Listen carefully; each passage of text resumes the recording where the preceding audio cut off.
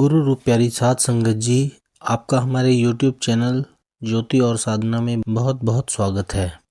हमारा आज का सत्संग सच्चा नाम सच्ची वाणी का भाग 5 लेकर हम आप सभी संगत समक्ष पुनः प्रस्तुत हैं। आप सभी से निवेदन है कि कृपया सत्संग का यह भाग ध्यान पूर्वक सुने। सत्संग शुरू करने से पहले गुरु प्यार का एक छोटा सा भजन आप सभी की सेवा में रखा जा रहा है। आप सभी से निवेदन है कि हमारे इस चैनल ज्योति और साधना को सब्सक्राइब करें, वीडियो को ज़्यादा से ज़्यादा शेयर करें ताकि संपूर्ण मानव जाति परम संत कृपाल सिंह जी महाराज द्वारा कहे गए अनमोल वचनों का लाभ उठा सके। धन सतगुरु जी।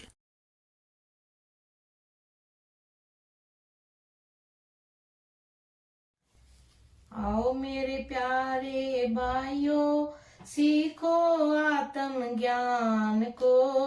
तीन लोक में गुरु बड़ा है, दिखलाते भगवान को। आओ मेरे प्यारे भाइयों, सीखो आत्म ज्ञान को।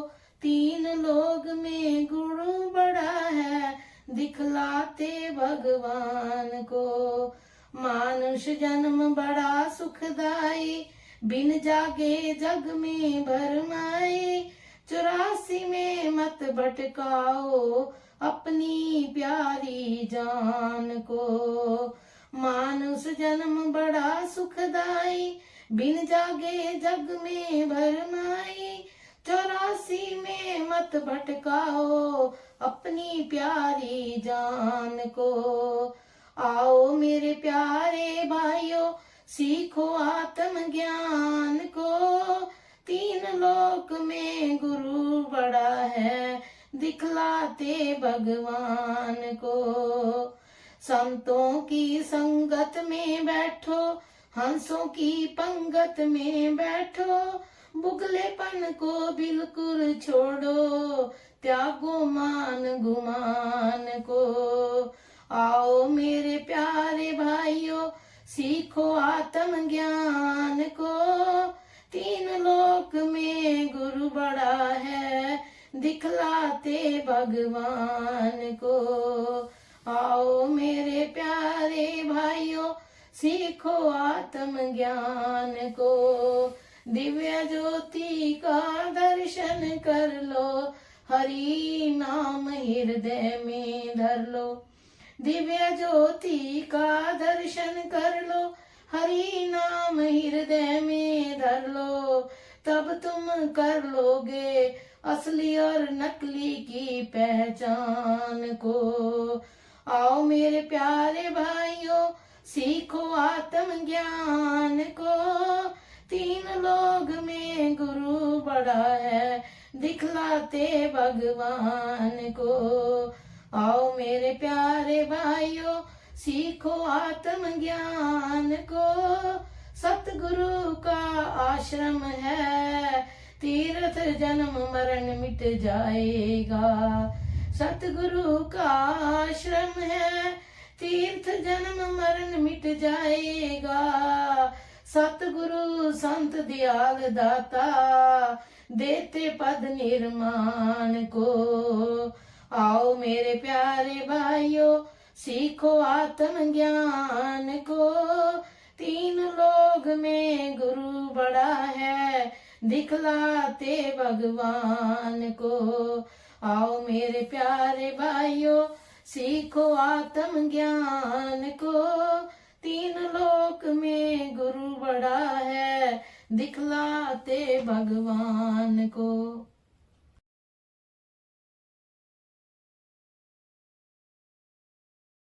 परम पूज्य परम संत कृपाल सिंह जी महाराज जी आगे कहते हैं, यह नाम की दौलत कहाँ से मिलेगी। फरमाते हैं, सतगुरु मुझको दियो यह निधान। सतगुरु ने मुझे यह खजाना नाम का बख्शा है। चीज अंतर में है, गुप्त है। गुप्त नाम पर गाजै, इंद्रियों के घाट से ऊपर आकर मिलती है। जब तक कोई अनुभवी पुरुष आपको बैठाकर इंद्रियों के घाट से ऊपर ना लाए और इसका कांटेक्ट देकर अंतर की आंख ना खोले, ना तो आपको ज्योति नजर आती है, ना ध्वनि सुनाई देती है, तो मन ही की मैलों को धोने का इलाज नाम ही है। सच्चे मानों में वह कहाँ से मिलता है भाई? सतगुरु से। कहते हैं यह अमर है, यह बात पत्थर की लकीर है। इक राहो कहा इसलिए, तेरा सच्चे किने अंत न पाया, गुरु प्रसाद किने विरले चित लाया। अब कहते हैं कि हे मालिक, तेरा किसी ने अंत नहीं पाया, तू सबसे परे है। देखो ना, जय बोल तय अक्षर आवा। जहां बोला जाए वहां तो अक्षरों का सवाल है। जय अबोल तय मन की रहावा। जहां अबोल अवस्था है वहां पर मन नहीं खड़ा होता। बोल अबोल मने है सोही, जो इसकी आधार है बोल अबोल की, वह असल चीज है, उसके साथ कैसे लग सकते हैं? कहते हैं हे मालिक, तेरा अंत किसी ने नहीं पाया। जब से ये दुनिया बनी है जब से महात्मा तेरे गुणानुवाद गाते चले आए, जब तक आते रहे हैं, आकर बयान करते रहे हैं, मगर जब भी कोई महात्मा आया फिर नए सिरे से नई भट्टी से वही चीज आ रही है। गुरु नानक साहब ने, आपको पता है, जपजी साहब की एक पौड़ी में इसको निर्णय करके बयान किया है। गावे को ताण होवे किसे ताण, गावे को दात जाने निशान। कौन उसको बयान कर सकता है? किसी में कोई ताकत हो तो बयान करे। ला बयान कहने सुनने से परे बात को बयान कैसे करें? ये बताओ। जो चीज मन बुद्धि के परे है उसको मन बुद्धि के घाट में लाकर पकड़ में लाना नामुमकिन है। जो महात्मा चीन में हुए हैं उन्होंने ये फैसला करके छोड़ दिया है कि वह चीज ला बयान है, बयान में आ ही नहीं सकती है। इसको छोड़ो, सदाचार ही रख लो। चलो इसको बयान करना ही छोड़ो। बृहद अरुणादायक उपनिषद यही कहता है कि उस मालिक को, परमात्मा को बुद्धि के दायरे में अंतर लाना, ग्रास्प करना उतना ही नामुमकिन है जितना शराब के पीने से प्यास का बुझना नामुमकिन है, रेत से तेल का निकालना नामुमकिन है। इसी तरह बुद्धि के अंतर लाकर उसको बयान करना नामुमकिन है। यह शरीर पावर हाउस से जुड़ा है, स्विच लगे हैं इसमें। पोल जितनी पावर का होगा उतना ही इजहार कर सकेगा, नहीं तो जल जाते हैं। इंसान है, इंसानी पोल पर जितना इजहार हो सकता है हुआ है, फिर भी वह लाबयान है। दुनिया में कई तरीकों से मालिक के गुणानुवाद महात्मा गाते चले आए, जिसका इस पौड़ी में निर्णय किया है। गावे को जापे दिसे दूर, गावे को देखे हादरा हजूर। कोई कहते हैं मालिक दूर बैठा है, कोई कहता है हर जगह हाजिर नाजिर है। कई तरीकों से बयान किए हैं। फिर आखिर कहते हैं कथना कथी न आवे तोट, कथ कथ कथी कोटि कोटि कोटि। ये कथ कथ करके लोग हार गए हैं, थक गए हैं। करोड़ों ने उसको गाया मगर वह बयान में नहीं आया है।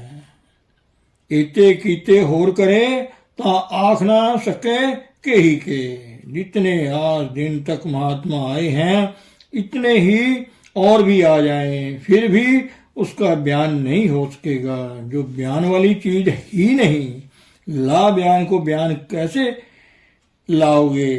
तो यही फरमा रहे हैं, तेरा सच्चे किन्हें अंत ना पाया। हमारी आत्मा कतरा समुंदर में मिल गई तो समुंदर की तह को नहीं पाया ना, उसमें वह उसका रूप बन गई, समा गई बस। तो इंसान के पोल पर बुद्धि के दायरे में कितना भी बयान करो, आखिर बुद्धि भी तो एक खास हद है ना, बेहद को हद में इजहार कैसे कर सकते हैं। तो कहते हैं ये मालिक तेरा किसी ने अंत आज तक नहीं पाया, गुरु प्रसादी किन्हें विरले चित्त लाया। हाँ, जिसको गुरु मिल गया हो, अनुभवी पुरुष मिला हो, उसने उस पर दया कर दी हो, अंतर का थोड़ा सा कांटेक्ट दे दिया हो, तब उसका चित्त उसमें लगता है। हाँ है कुछ भाई, नहीं तो दुनिया कहती है कहाँ है परमात्मा, लौ कहाँ है। अनुभवी पुरुष के पास जाओगे, वह कहते हैं है भाई, बैठो थोड़ा तजर्बा करा देगा। अगर रुपए में से 2-4 पैसे भी करवाएगा तो कुछ खड़े होने की जगह मिल गई कि नहीं। स्वामी विवेकानंद थे, बंबई प्रेसिडेंसी के लोगों को चैलेंज करते थे, कोई है जिसने परमात्मा को देखा है। उन दिनों अनुभवी पुरुष थे कलकत्ते में, रामकृष्ण परमहंस जी वहां आए, सादा लिबास था, धोती कुर्ता पहने फिर रहे थे। लोगों ने कहा ये महात्मा है। कहने लगे ऐ महात्मा तूने प्रभु देखा है। कहने लगे हाँ बच्चा, मैं उसको देख रहा हूँ जैसे तुझे देख रहा हूँ, बल्कि इससे भी ज्यादा सफाई के साथ। सारी उम्र सिर नीचा रहा, जिसने देखा नहीं वह दिखलाएगा क्या। तो कहते हैं ये मालिक तेरा अंत किसी ने नहीं पाया। हाँ, किसी को अगर कोई अनुभव पुरुष मिल गया, उसने दया कर दी, अंतर ज्योति का थोड़ा तजर्बा करा दिया, ध्वनि से जोड़ दिया, उसको अभ्यास से रोज रोज वह तजर्बा बढ़ता चला गया। तू दरियाओ दाना बीना, मैं मछली कैसे अंत लहा, मैं मछली कैसे अंत लहा। भाई हम मछलियां हैं, समुन्द्र में तैर रहे हैं, अंत कैसे लेंगे। अंतर बाहर नीचे ऊपर हर एक वही नजर आ रहा है, और ठंडक को पाकर उस शांति को पा जाते हैं। यह ठीक है, उसका इजहार नहीं हो सकता। आप बताएं, आपने एक चीज खाई मीठी, बड़ी मोटी मिसाल है। एक आदमी ने सारी उम्र में कभी मीठी चीज नहीं खाई, उसको कहो गुड़ बड़ा मीठा होता है, उसको क्या पता कि इसमें क्या है। संतों ने भी उस रस का बयान करते हुए, क्योंकि वह चीज तो लाबयान है, अनुभव करने वाली चीज है, तो उन्होंने बड़ी मिसालें दी।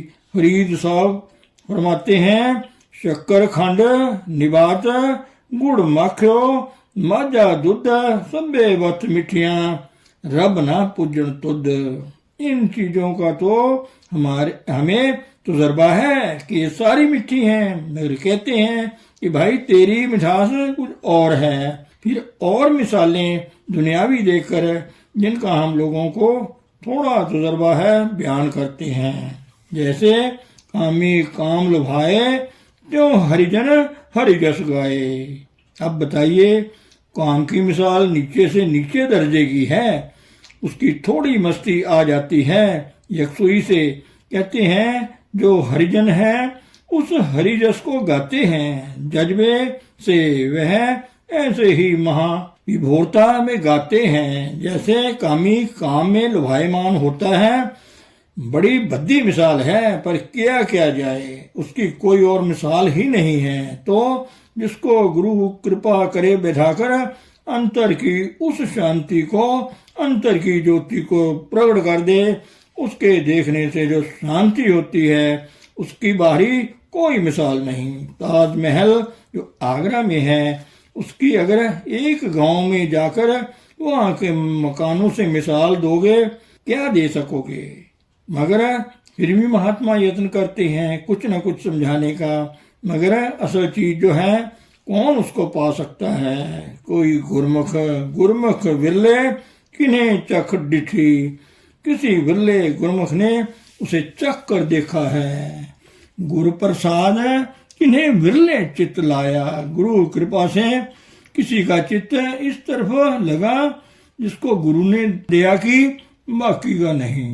बाकी गाते बजाते रहे, कोई एहसास नहीं। अनुभवी पुरुष कि कलाम में यही एक ठंडक और शांति है, टिकाव मिलता है। उस मंडल में भी एक खास असर है, चार्जिंग है। जब तक ऐसा पुरुष ना हो, मालिक का यकीन भी नहीं आता। माफ करना, सच्चे मानों में हम सब नास्तिक हैं, क्योंकि आस्तिक तो वह है ना जिसने किसी को देखा हो, उसका रस लिया हो। देखा नहीं, रस नहीं लिया तो आस्तिकता कहाँ से आई?